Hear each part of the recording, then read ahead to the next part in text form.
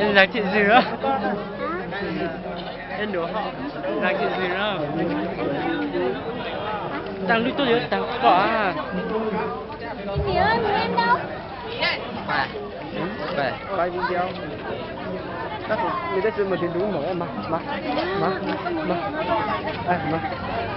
Nhưng mà đầu đến này thì em làm gì biết nói gì đâu.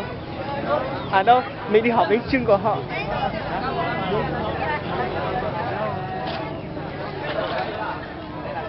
Đông phết chứ nhỉ? Vì các bạn không biết ai cả.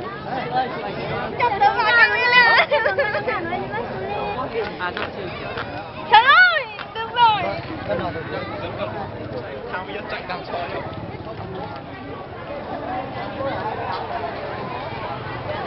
Sai rồi cậu tới đây. Sai ơi. Nói gì đi xin một kiểu ảnh nhá.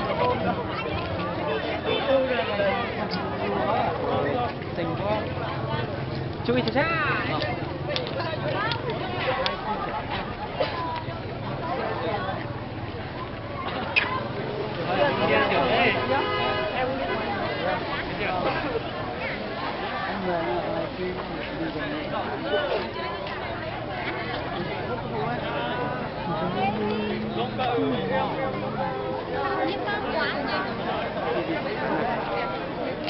Điện thoại của em nó hay quá. Nó mờ quá.